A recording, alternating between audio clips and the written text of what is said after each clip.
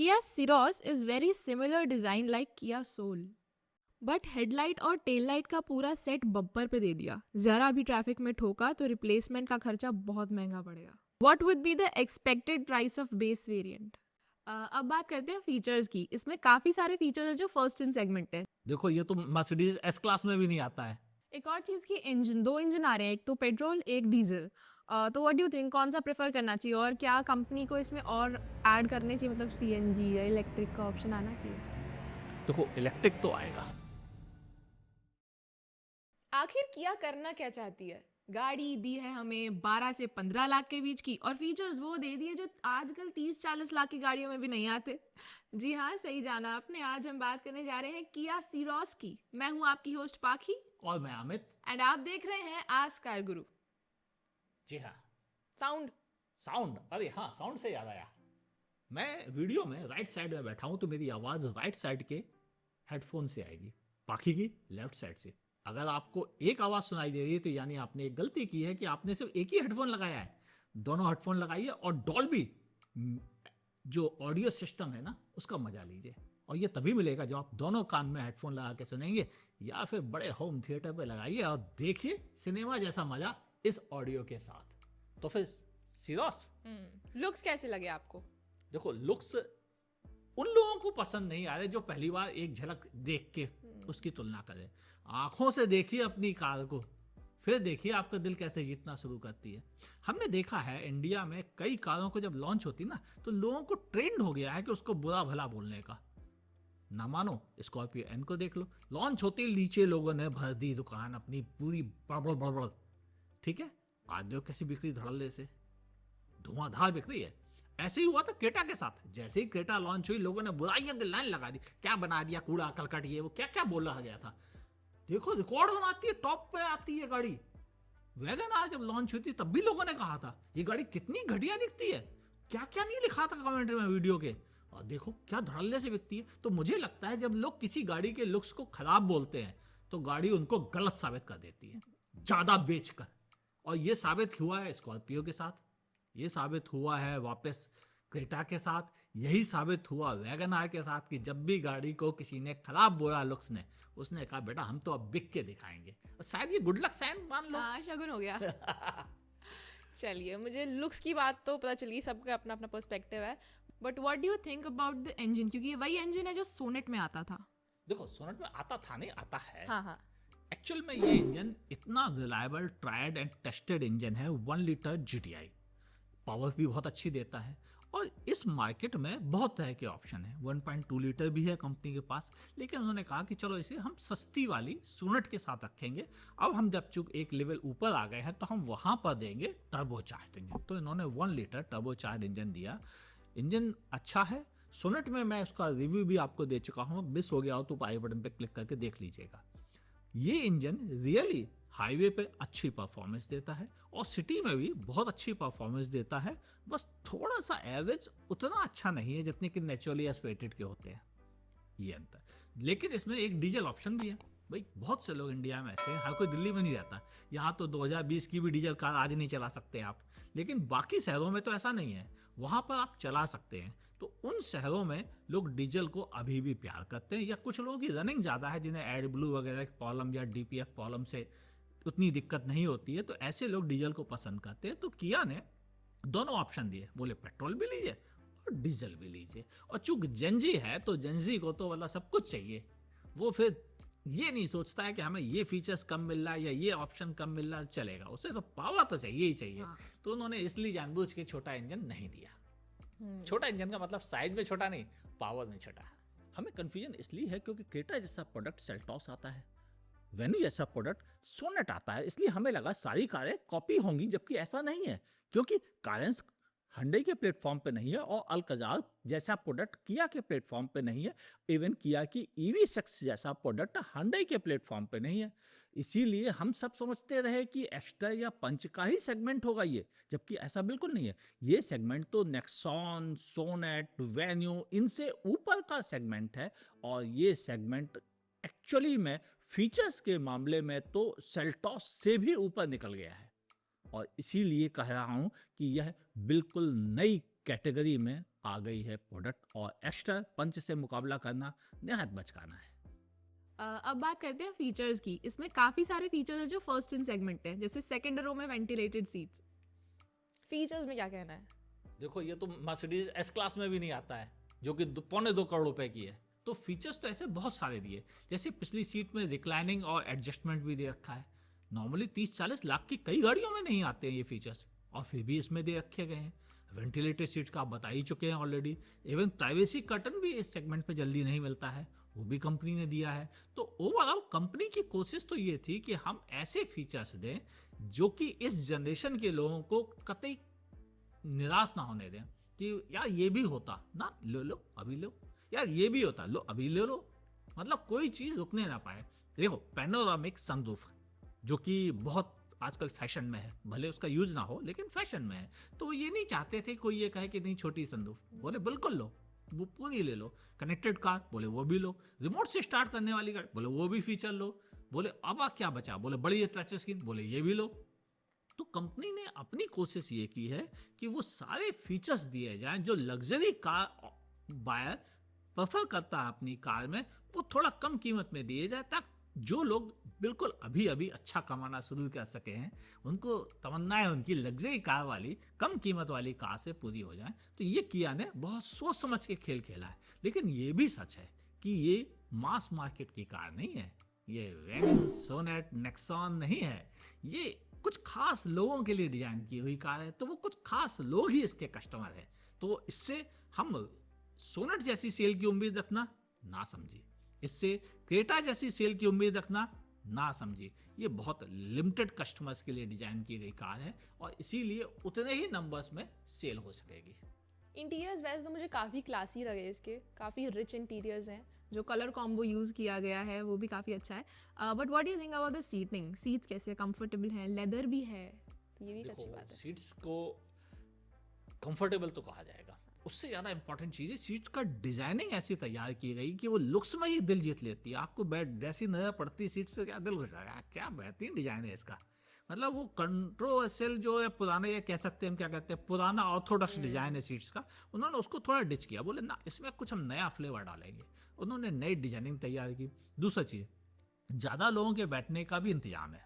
अगर आप ध्यान से देखें तो अगर रिक्लाइनिंग मिलता है पिछली सीट में, तो शोल्डर टकराने का चांस कम ही आता है। जैसे जो साइड वाला बंदा उसने अपनी सीट आगे कर ली और सीधी कर ली, तो क्या उसके शोल्डर्स आगे आ गए। जो पीछे दूसरा बंदा है उसने अपनी सीट को पीछे किया, रिक्लाइन कर लिया, तो उसके शोल्डर पीछे चले गए, यानी इस आदमी के पीछे शोल्डर आ गया। नतीजा कि 3 लोग जिसमें कंफर्टेबल बैठ पाएंगे कंपेरेटिवली दूसरी कारों के, भले उतनी ही चौड़ी क्यों ना हो, वो इंतजाम इसमें है। लेकिन ये बात सही है कि इंडिया में कोई भी बड़ी से बड़ी गाड़ी ले लो, 3 लोग रियर सीट में बगैर शोल्डर टच किए हुए नहीं बैठ सकते हैं। तो इसमें भी नहीं बैठ सकते हैं। बस हाँ, इसमें दूसरों के मुकाबले थोड़ा ज़्यादा कंफर्टेबल बैठ पाएंगे। तो कंफर्ट के मामले में सीट्स बहुत अच्छी। ओके, अब बात करते हैं इसकी boot space and ground clearance को लेकर। ये जो पूरा सेगमेंट है, इसमें ग्राउंड क्लियरेंस तो अच्छी आती ही है, और इसमें भी 200 से ज़्यादा ही की ग्राउंड क्लियरेंस आपको मिल जाती है। बूट स्पेस भी 465 का है और एक्सटेंडेबल भी है, तो और अच्छी बात है। देखो ग्राउंड क्लियरेंस ऑफिशियली तो नहीं बताई गई है, लेकिन ये शायद 195 है। 195 बहुत अच्छी ग्राउंड क्लियरेंस मानी जाती है। इंडिया में 180 के ऊपर की ग्राउंड क्लियरेंस एसयूवी के लिए अच्छी है, और 195 बहुत अच्छी है। दूसरी बड़ी चीज़ कि बूट स्पेस जिसकी हम बात कर रहे हैं, वो बूट स्पेस वर्सटाइल है। जब आप कंप्लीट सीटों को सीधा रखते हैं और ऊपर की सेल्फ हटाते हैं, तब इसमें 465 लीटर है। अगर आप सीट्स को पीछे कर लेते हैं और स्टेट की जगह रिक्लाइन कर देते हैं, तो ये लगभग 350 लीटर बच पाता है, क्योंकि सीट्स पीछे हो गई, अब उतनी जगह नहीं है। लेकिन फिर भी आप इसमें 2 से 3 मीडियम साइज के सूटकेस 2 बैग के साथ रख सकते हैं, तो जगह फिर भी बहुत है। आप पीछे भी सीट कर लेंगे तब भी जगह बहुत बनी है। तो ओवरऑल बूट स्पेस की वर्सटाइल होने की वजह से मैं तो फुल मार्क्स दूंगा। पहली चीज नंबर्स अच्छे, दूसरी चीज इंतजाम अच्छा, और सबसे बड़ी चीज कि उन्होंने ये भी कंप्रोमाइज नहीं किया कि आपको स्पेयर व्हील नहीं दे। स्पेयर व्हील भी दिया हुआ है नीचे, साइज छोटा है, वो सभी लोग देते हैं, तो उन्होंने भी दिया, क्या गलत है। एक और चीज़ की इंजन, 2 इंजन आ रहे हैं, एक तो पेट्रोल एक डीजल। तो व्हाट डू यू थिंक, कौन सा प्रेफर करना चाहिए, और क्या कंपनी को इसमें और ऐड करने चाहिए, मतलब सीएनजी या इलेक्ट्रिक का ऑप्शन आना चाहिए? देखो इलेक्ट्रिक तो आएगा। हाँ। कंपनी के चीफ मार्केटिंग ऑफिसर से मेरी बात हुई है, उन्होंने साफ साफ बोला है अमित जी हम इसमें इलेक्ट्रिक प्लान कर रहे हैं और अगले कुछ समय बाद उसके बारे में विचार करेंगे और वो आपको मिलेगा। तो कहने का मतलब ये है कि ईवी तो आएगा, सीएनजी शायद ना आए। उसका रीजन ये है कि सीएनजी जो गाड़ियां होती हैं वो नॉर्मली नेचुरली एस्पिरेटेड इंजन के साथ बहुत अच्छा काम करती है। जब नेचुरली एस्पिरेटेड नहीं होता है इंजन तो उनको थोड़ा सा ज़्यादा ट्यूनिंग, ज़्यादा चीज़ों की ज़रूरत पड़ती है, उसके चक्कर में सीएनजी बहुत अच्छा एवरेज भी नहीं दे पाता है। ये हमने नोटिस किया है। इवन नेक्सॉन में भी कुछ लोगों को ये कहना है कि भाई ये सीएनजी जैसा एवरेज नहीं दे रही है, ये तो पेट्रोल जैसा ही दे रही है। तो ऐसी चीज़ें होती हैं कि सीएनजी जब भी टर्बो के साथ आएगा एवरेज उतना नहीं दे पाएगा और शायद इसीलिए कंपनी इस बारे में सोच भी नहीं रही है।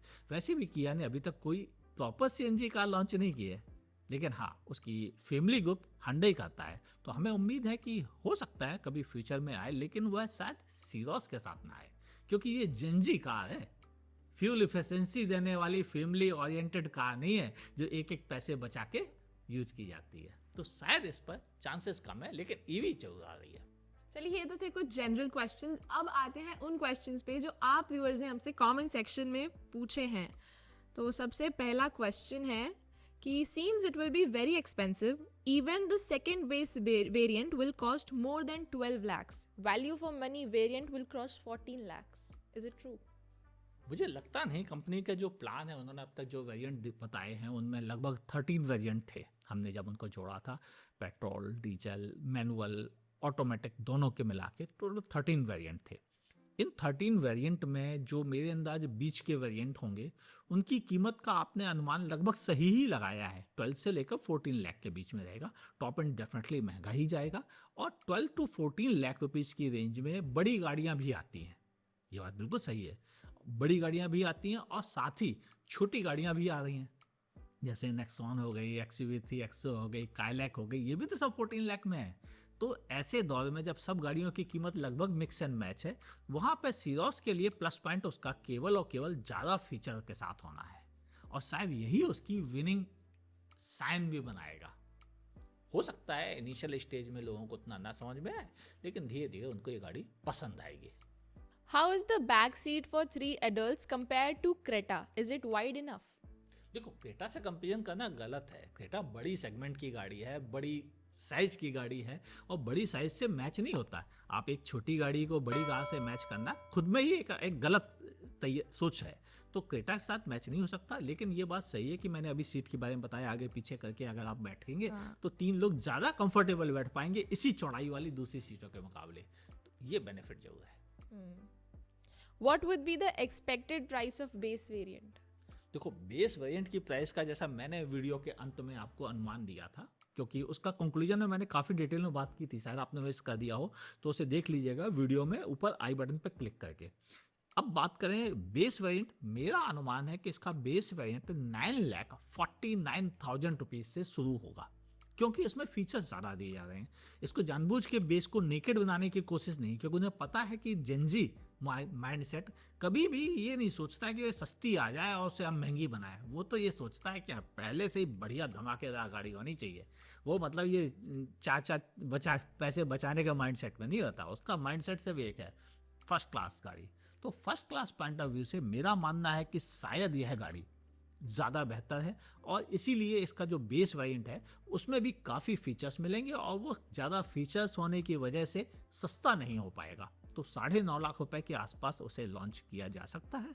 जनवरी में इसकी प्राइसिंग आएगी और फरवरी से कंपनी ने कहा है कि वह इसकी डिलीवरी शुरू करेंगे और शायद मिड फरवरी के बाद से। Design is polarising, I liked it, but headlight और टेल लाइट का पूरा सेट बम्पर पे दे दिया। ज़रा भी ट्रैफिक में ठोका तो रिप्लेसमेंट का खर्चा बहुत महंगा पड़ेगा। नहीं, यहाँ पर आप गलत हो।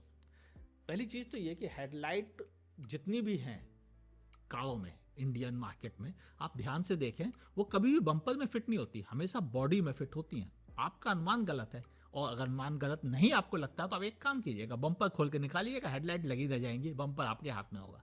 क्यों? क्योंकि बम्पर में लाइट कभी फिट नहीं होती, किसी भी कंपनी की फिट नहीं होती हैं। यहाँ भी लाइट तो कार की बॉडी में फिट है, आपको देख के गलत फहमी हो गई। हाँ, फॉग लैम्प जरूर बम्पर में फिट होते हैं, वो लगभग सभी कार कंपनीज करती हैं। आप चाहे आल्टो ले लें या आप बड़ी कार ले लें, सबके फॉग लैम्प केवल फिट होते हैं, मेन लाइट हमेशा बॉडी में फिट होती है। आपका अनुमान बहुत ही गलत है, ऐसा बिल्कुल नहीं है इस कार में भी। Kia Ceros is very similar design like Kia Soul. हाँ, ये बात सही है। किया के पास ऑलरेडी इसी डिजाइन की कारें पहले से रही हैं। अगर आप इंडियन मार्केट के ऑटो एक्सपो पर निगाह रखते हैं तो किया सोल को काफ़ी समय पहले दिखाया जा चुका है। वो अलग बात है कि कंपनी ने तभी कह दिया था कि वह इसको लॉन्च करने के मूड में नहीं है, और मैंने भी अपने वीडियो में बताई थी ये बात।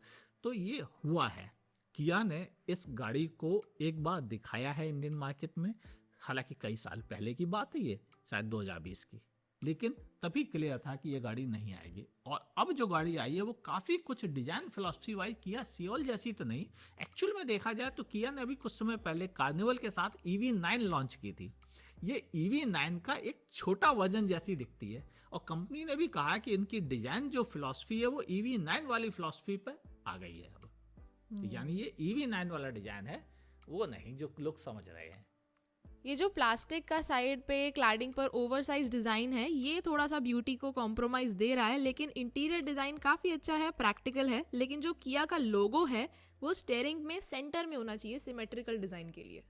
देखो, सिमेट्रिकल डिजाइन इंपॉर्टेंट नहीं है, लोगो ऐसी जगह पोजीशन किया जाता है जहां से कम डिस्टरबेंस हो। जब भी स्टीयरिंग व्हील की बात आती है, आपने हमेशा देखा होगा स्टीयरिंग व्हील की फर्स्ट प्रायोरिटी क्या होती है? पकड़ने में अच्छा हो। सेकंड प्रायोरिटी क्या होती है? एयर बैग आसानी से खुल जाए, क्योंकि वो सेफ्टी है, वो हमेशा प्रायोरिटी में ही आएगा, वो कभी बैक में नहीं आएगा। डिजाइन विजाइन लोगो वोगो सब दाएं बाएं हो सकते हैं, ये चीज़ अगल बगल नहीं हो सकती है। तो कंपनी ने बहुत सोच समझ के किया है। इसमें ज़्यादा सिमेट्री में जाने से कोई बेनिफिट नहीं होता है, लेकिन अगर एयर बैग ना खुला तो सब सत्यानाश। तो सबसे बड़ी चीज़ है कि स्टीयरिंग पकड़ने में होल्ड करने में अच्छी होनी चाहिए, तो वो यहाँ पर है। नए डिज़ाइन की लगनी चाहिए, वो भी है। और ऑलरेडी एयर बैग फ्रेंडली होनी चाहिए, तो मुझे लगता है वो भी है। हालांकि उसके बारे में अभी ज़्यादा इन्फॉर्मेशन नहीं है, लेकिन जो मैंने नोटिस किया है आसानी से खुलता है, क्योंकि ये एयर डिज़ाइन जो है वो ऑलरेडी हम पहले ही देख चुके हैं कि कि कई कारों में। और बाय द वे, अब नई आने वाली कारों में भी यही डिज़ाइन देखने को मिलेगा स्टीयरिंग व्हील का। किया की टाइगर नोज ग्रिल को क्या हुआ? इसकी डिज़ाइन फिलॉसफी बदल कैसे गई? समय बदलता है तो लोगों की कारों की डिजाइनिंग भी बदलने लगती है। अगर आप ध्यान से देखें तो किसी समय इंडिका जैसी कारें आती थी, और इंडिका, टाटा अपनी डिजाइन फिलॉसफी को इंडिका इंडिगो वगैरह में फॉलो करता था। फिर डिजाइन फिलॉसफी उसने भी बदली, अब नई डिजाइन आई। फिर उसने तिबारा बदली, जिसमें कि हैरियर और ये सब आपको देखने को मिल रही है। तो डिजाइन फिलॉसफी एक ऐसी चीज़ है जो टाइम टू टाइम बदल कर आप फ्रेशनेस देते हैं अपनी कारों को। किसी ज़माने में हुंडई भी फ्लूइड डिज़ाइन वगैरह पे फॉलो करता था, लेकिन अब नहीं करता है। अब वो उसकी नई डिज़ाइन फिलॉसफीज आने लगी है। वैसे ही किया का है, किया ने भी सोचा टाइगर नोज़ को हमने बहुत दिनों तक लोगों का दिल खुश किया, अब कुछ और नया बेहतर ट्राई करते हैं, शायद लोगों को ये डिज़ाइन भी पसंद आए। तो ये डिज़ाइन कई कारों में आने लगा है किया की इंटरनेशनली, और इंडिया में भी शुरू हो चुका है EV9 के थ्रू, और आगे भी यह जारी रहेगा। जो भी नई कारें आएंगी उनमें भी आएगा। और बाय द वे आपको बता दूं, किया सेल्टॉस का नेक्स्ट जनरेशन आने वाला है, उसमें भी यही तरह की डिजाइन फिलॉसफी मिलेगी। वो टाइगर नोज ग्रिल अब टाटा बाय बाय होने का वक्त आ गया। कब आएगा? सब बात है इसी वीडियो में जानना है, इंतजार करो अगले वीडियो का, बताएंगे वो भी। चलो ठीक है, ये था आज का आखिरी सवाल। कुछ आखिरी कंक्लूजन में बोल दीजिए किया सीरोस के लिए। किया सीरोस सिर्फ फोटो देख के मत जज कीजिए, उसको जाके पर्सनली आंखों से देखिए। आपका दिमाग का भ्रम और जो सोच है उसमें काफ़ी बदलाव आ जाएंगे। फिर जब आपको चलाने का मौका मिले तो चला कर भी देखिएगा। शायद तब क्या रिस्पॉन्स आएगा वो मैं नहीं बता सकता, क्योंकि अभी मैंने भी खुद नहीं चलाई है। तो जब मैं चलाऊंगा उसको तब उसके बारे में और बाकी बातें करूंगा। लुक वाइज मेरा पर्सनली मानना है कि सबके अलग अलग पसंद होती है, लेकिन फिर भी काफ़ी हद तक इसका डिज़ाइन ऐसा है जो एक बार, दो बार, तीन बार देखने के बाद पसंद आने लग जाएगा, जैसा कि बाकी सभी कारों के साथ हुआ है। चाहे मैंने एग्जाम्पल में स्कॉर्पियो एन के बारे में बात की हो, क्रेटा के बारे में बात की हो, या वैगन आर के बारे में बात की हो, जैसे जैसे आप देखते रहते हैं आपको उससे लगाव होने लग जाता है। और ऐसा हमेशा ही हुआ है, चाहे वो कोई भी कार क्यों ना हो। किसी समय 2002 में क्वालिस आती थी, लोग उसके डिज़ाइन पे फिदा थे, और जब इनोवा आई तो उसको बुरा भला कहते थे। आज इनोवा सुपर हिट है। तो लोगों की सोच बदलती है जब उसे वो बार बार देखते हैं। तो यहाँ भी इस कार को जितनी बार आप देखोगे, आपको धीरे धीरे पसंद आने लग जाएगी। तो अपने विचारों को संभाल के रखिए और एक बार देखिए, आएगा पसंद, मुझे पता है, क्योंकि लोग बदलते देखा है हमने। क्योंकि पहली नज़र में जो चीज़ दिखती है वो हमेशा सही नहीं होती। चलो यही था आज का डिटेल पॉडकास्ट अबाउट द किया सीरोस। अगर आप हमें फेसबुक पे देख रहे हैं तो हमारे पेज को लाइक करें, फॉलो करना ना भूलें, और यूट्यूब पर देख रहे हैं तो लाइक, कमेंट, शेयर और सब्सक्राइब करने के साथ साथ बगल में दी हुई नोटिफिकेशन बेल भी ज़रूर दबाइएगा। और देखते रहें आस्क कार गुरु।